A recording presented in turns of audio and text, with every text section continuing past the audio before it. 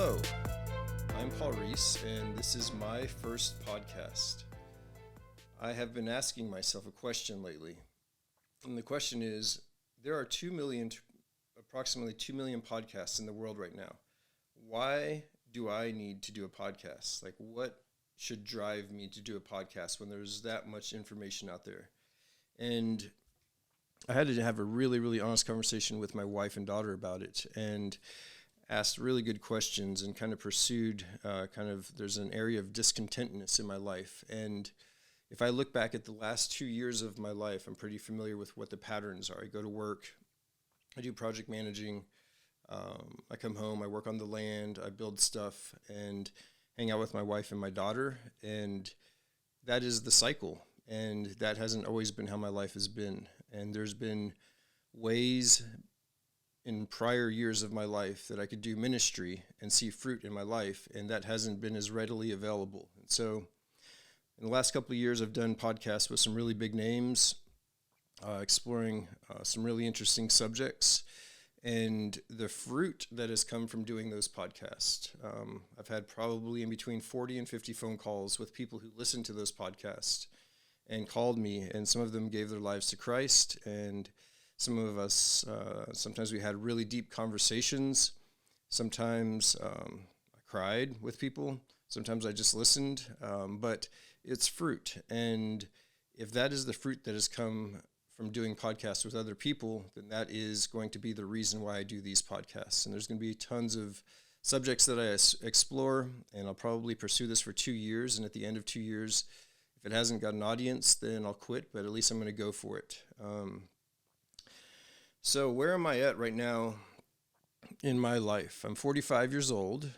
I live outside of Bridgeport, Texas. I'm married to a beautiful woman named Brittany. I have an amazing daughter named Kaylee. And I have a couple dogs. And we're on some acreage out here, and we're building a lot of things. And it's really fun. Building a geodome right now. And it's a challenge. It already fell down once, and I had to rebuild it with a hurt back. It took like 3 weeks. Now that I've done it, I think I could do it in a day. Well, not building it, but putting it together again in a day. And so whenever I do future events with Line 2 events or music events or speakers or farmers markets, it'll probably be held in the Geodome. So I'm finishing that out right now. That's really fun. That's what's going on in my life.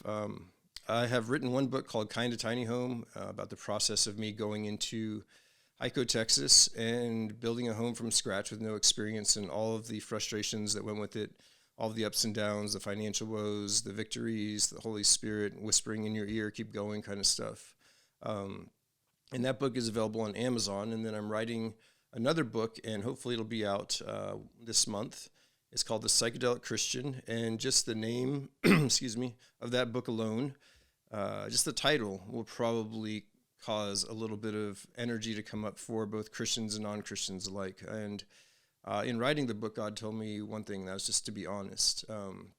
So I, for about a decade of my life, I partook in psychedelics very often in search for the truth. And ultimately, Jesus Christ was the truth that I found. And I'm not saying through psychedelics, but it is the truth that I found is Jesus Christ. And so I'm just going to share honestly my journey, the things I've learned from that. And hopefully everything I'm doing is pointing people to Jesus Christ. Right now I'm project managing for the Hayhurst Brothers, new home builds. The Hayhurst Brothers build absolutely stunning homes, super unique style. And it's been a good challenge for me. I've had to work on my attitude. It's a tough industry right now, but the homes are beautiful, and the families that move into them love them. And I'm transitioning from project manager into sales and marketing, which I think will be much more up to speed with my skill set. But for the next couple of months, the juggling act is going to be very real between creating events, writing books, speaking, doing podcasts, project managing, doing sales and marketing, and trying to maintain sanity through it all. I last year did the first Line 2 event. Line 2 events are focusing on proactive solutions and education for a changing America.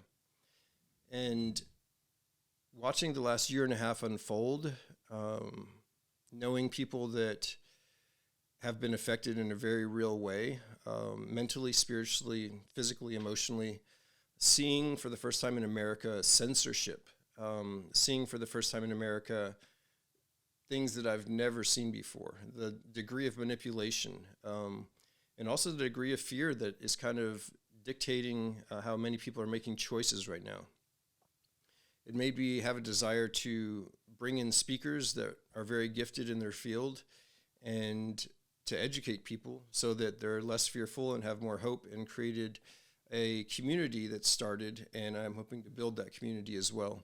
And so the next Line 2 event will be March the 12th, and I already have a couple of really good speakers for that event, and the past event was just like literally like a team. And I'll be doing podcasts with the people that are part of Line 2 as well, so we'll be exploring subjects like alternative investments, cryptocurrency, how your land can make money for you, water catchment, solar, building your own house, homeschooling, raising animals, growing food, permaculture, the whole thing. And I hope that through this education, it empowers people, and it actually creates a community of people that can rely on each other.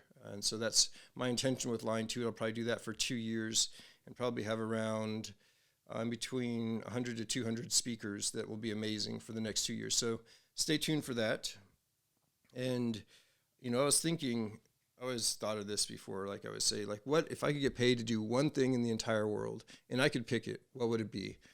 And when I was younger, it would be just to people watch. Like I would just go to an interesting place and people watch, because people fascinate me. The way they move, the way they talk, the way they act, the way they communicate. It's just a fascinating glimpse into who we are. And I've always been fascinated by people.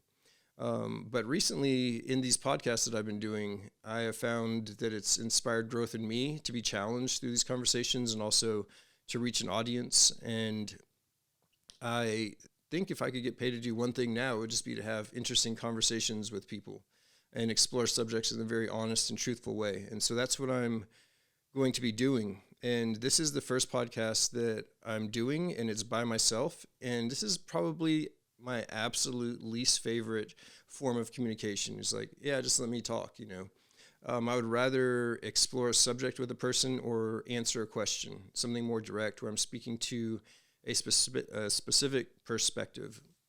And my ultimate goal in this is to point people to Jesus, but in all of the conversations I have, I'll be exploring a lot of different things as well. So if you have guests that you think that you would like to have on with me, just send me a message.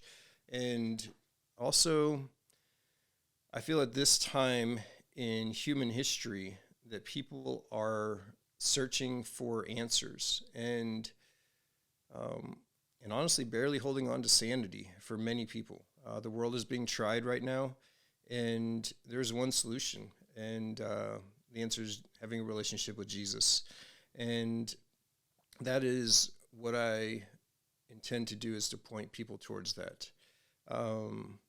So yeah, I'm going to set up a way that you can support me if you'd like. So if I've helped you before in your life and you want to give me a one-time gift to kind of help pay for this equipment, to help promote it, if you want to become a monthly subscriber, I'll be setting up all of those things, and I'll be uploading it to YouTube as well.